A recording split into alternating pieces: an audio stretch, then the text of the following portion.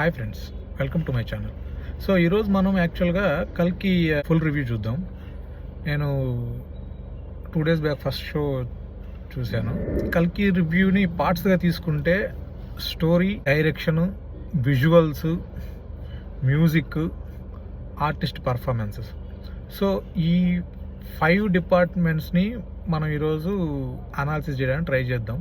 ఎందుకంటే ఈ సినిమాలో ఏ డిపార్ట్మెంట్ ఎలా పనిచేసింది, ఎంతవరకు దే హ్యావ్ సక్సీడెడ్ అని చెప్పి చూద్దాం. ఫస్ట్ స్టోరీగా తీసుకుంటే వెరీ థిన్ లైన్ అని చెప్పచ్చు.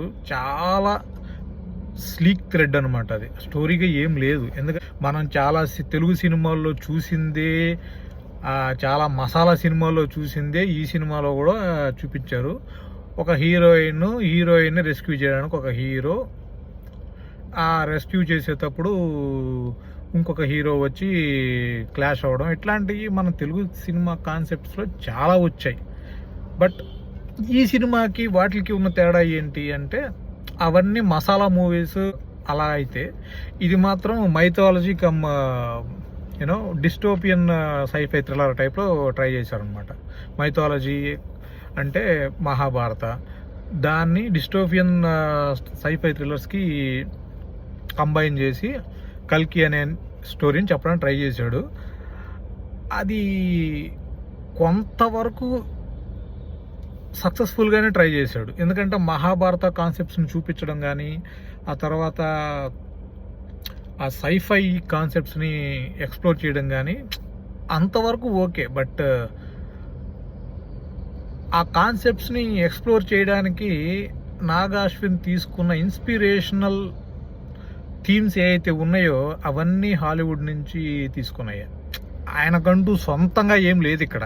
ఆయన అంటూ సొంతంగా యాడ్ చేసింది ఒక మహాభారత కాన్సెప్ట్ మాత్రమే. బట్ డిస్టోపియన్ థ్రిల్లర్స్ సంబంధించిన కాన్సెప్ట్ మొత్తాన్ని అతను హాలీవుడ్ థ్రిల్లర్స్ నుంచి లేపాడు. అది ఎంతవరకు వర్కౌట్ అవుతుంది అనేది నాకు తెలియదు. బట్ ఓవరాల్గా కలెక్షన్స్ పరంగా చూసుకుంటే సినిమా బాగానే ఆడుతుంది అండ్ జనాలు బాగానే చూస్తున్నారు. సో దాని వరకు అయితే డైరెక్టర్ సక్సెస్ అయ్యాడు. బట్ యాజ్ ఏ సినీ గోయర్గా, యాజ్ అ సినీ లవర్గా అతను ఈ ఇన్స్పిరేషనల్ థీమ్స్ తీసుకున్న అవి చూసిన దగ్గర నుంచి నాకు అంత అనిపించలేదు.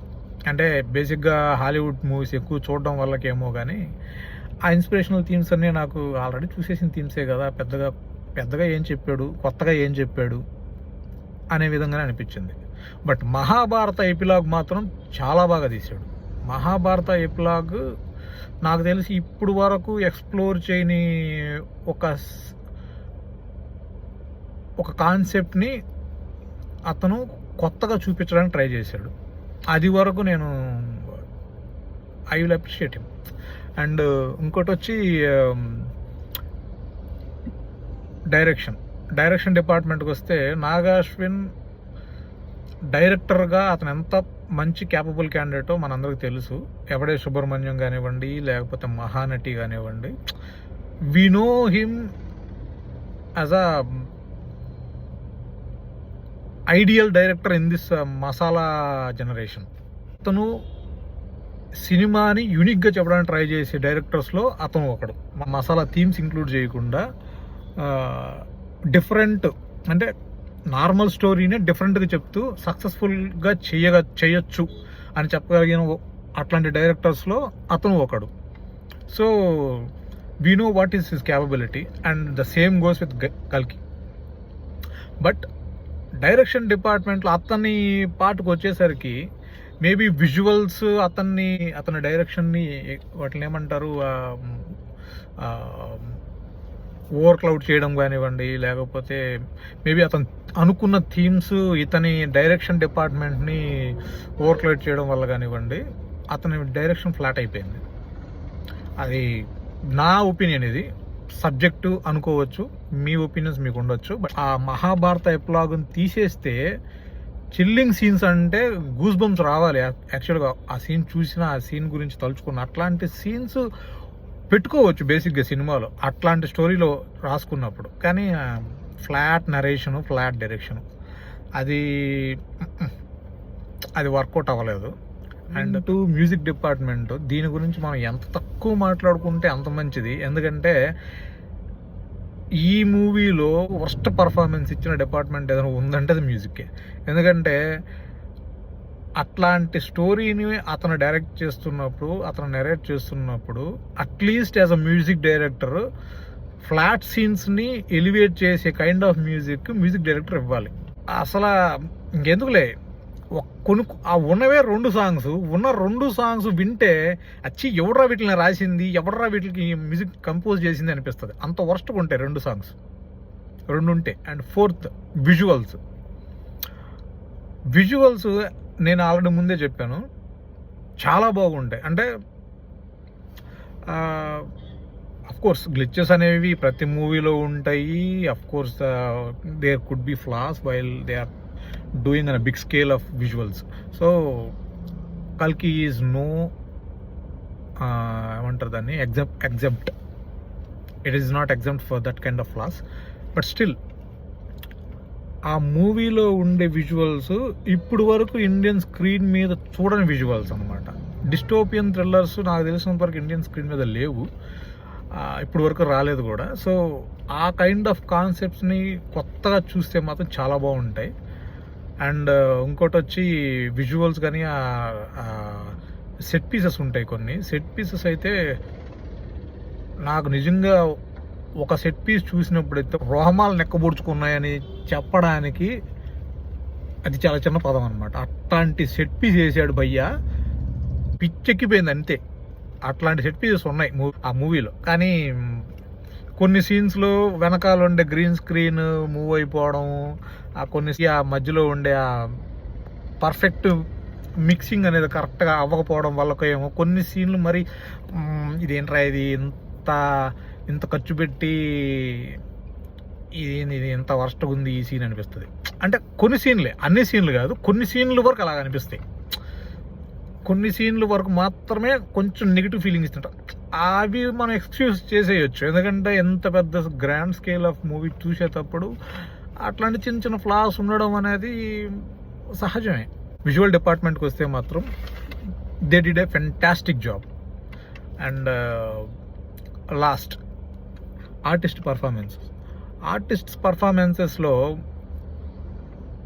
ఆ పాత్రకి ప్రభాసే ఎందుకు అనిపిస్తుంది స్టార్టింగ్లో.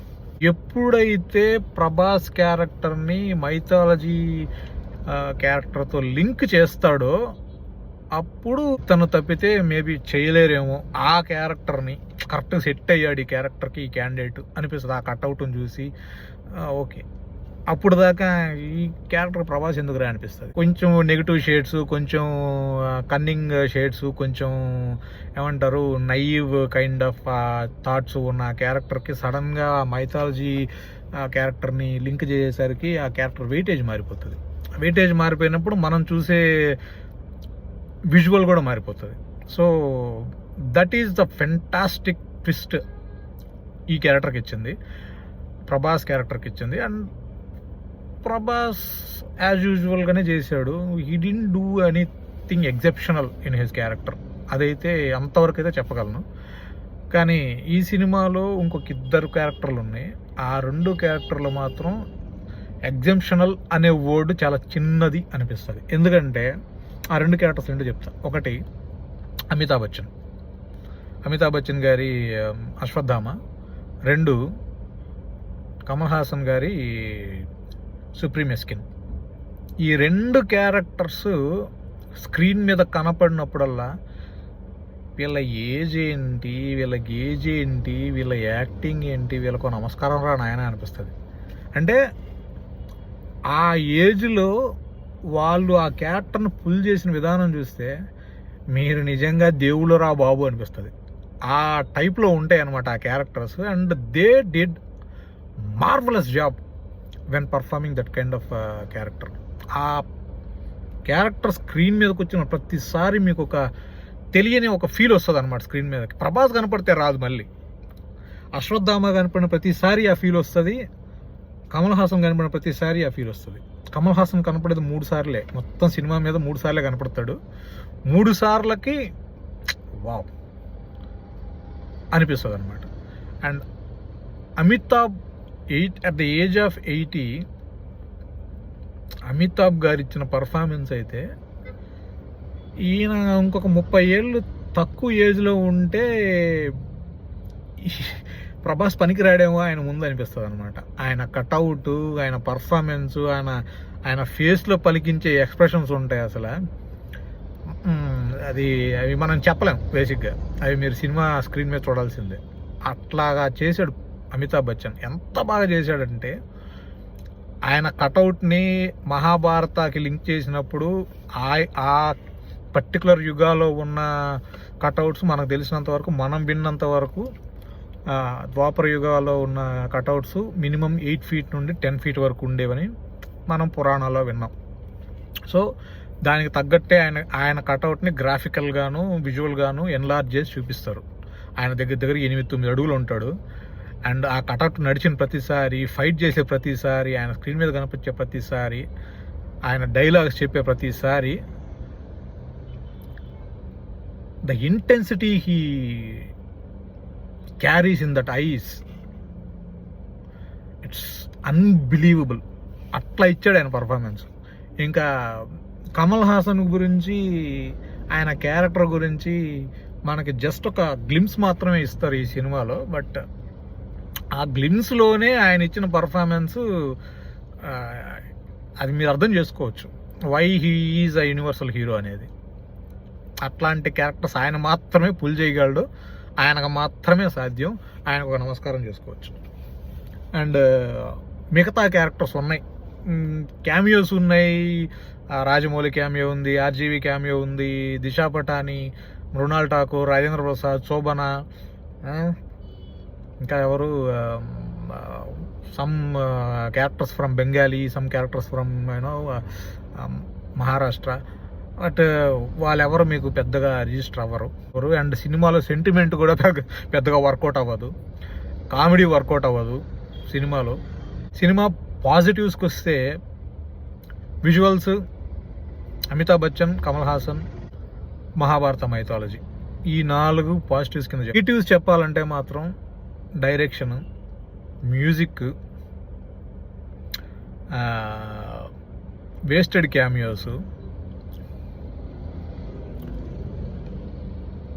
తర్వాత వచ్చి టూ మెనీ హాలీవుడ్ రిఫరెన్సెస్ అని ఎందుకు చెప్తున్నాను అంటే హాలీవుడ్ మూవీస్ మీరు చూడకపోతే that's fine. But Hollywood movies మీరు చూసే వాళ్ళు అయితే మీకు టామ్ క్రూజ్ అబ్లివియన్ అని ఒక సినిమా ఉంది, అలీటా బ్యాటిల్ ఏంజల్ అని ఒక సినిమా ఉంది, తర్వాత మార్వెల్స్ మూవీస్ ఉన్నాయి, ఆ తర్వాత Batman versus Superman don of justice అని ఒకటి ఉంది, ఆ తర్వాత డూన్ అని ఒకటి ఉంది, ఆ తర్వాత డిస్టోపియన్ సైఫై థ్రిల్లర్స్లో మేజ్ రన్నర్ ఒకటి ఉంది, మ్యాడ్ మ్యాక్స్ సిరీస్ ఉంది. ఇవన్నీ ఏంటంటే ఇవన్నిటి నుంచి కొన్ని సీన్స్ని పుల్ చేసి విజువల్స్ అన్నిటిని ఈ మూవీస్ నుంచి గ్యాదర్ చేసుకొని మనకు చూపించినట్టు కనపడుతుంది. లాస్ట్ ఫైట్ అయితే మార్వెల్స్ ఇన్ఫినిటీ వార్ అని ఒకటి ఉంది, అవెంజర్స్ ఇన్ఫినిటీ వార్ అని. ఆ మూవీలో లాస్ట్ ఫైట్ మొత్తాన్ని తీసుకొచ్చి కల్కి లాస్ట్ ఫైట్కి జోడించినట్టు అనిపిస్తుంది. ఎందుకు అంటే మీరు ఇన్ఫినిటీ వార్ లాస్ట్ ఫైట్ చూడండి, మీరు ఇన్ఫినిటీ వార్ లాస్ట్ ఫైట్ చూసి కల్కి సినిమా లాస్ట్ ఫైట్ చూడండి, నేను ఎందుకు ఈ కమెంట్ వేసాను అనేది మీకు అర్థమవుతుంది. Maybe Prabhas fans and the Telugu so called hypocrites అనే వాళ్ళందరూ నా కమెంట్ని తిట్టచ్చు, సబ్జెక్టివ్ ఉన్నారు, అది ఇదని చెప్పి అరవచ్చు కూడా. బట్ స్టిల్ ఆ కమెంట్ నేను ఎందుకు వేసాను అనేది మీరు ఇన్ఫినిటీ వార్ మూవీ చూసి తర్వాత కల్కి మూవీ చూసి నేను కమెంట్ వేసింది తప్పు అని మీరంటే I will accept it. So ఉన్నాయి అలా అని చెప్పి ఇది కంప్లీట్ ఏమంటారు హాలీవుడ్ రిప్ ఆఫ్ అంటే నేను కాదు అట్లానేం లేదు. But Nag Ashwin did inspired from Hollywood movies, but he was unable to encapsulate them while he was narrating the story, అంతే, అంతకు మించి ఏం లేదు. మామూలుగా అయితే ఇప్పుడు రాజమౌళి గారిని తీసుకోండి, రాజమౌళి గారు కూడా హాలీవుడ్ సినిమాలను కాపీ కొడతారు. But he does it so smartly that only few of us will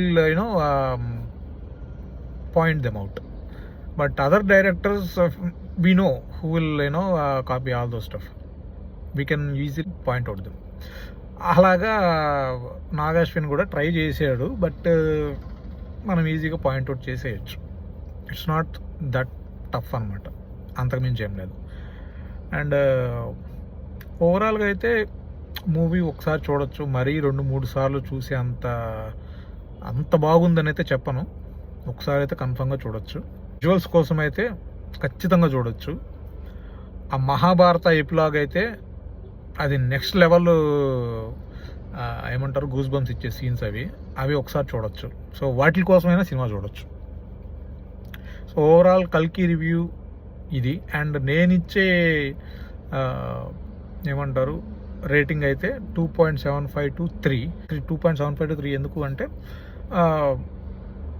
visuals and Mahabharata epilogue కోసం అయితే నేను 3 దాకా వెళ్ళగలను. But overall narration and music direction వాటిలో తీసుకుంటే it's a big let down అనమాట, అంతకుమించి ఏం లేదు. So that's my take on కల్కి.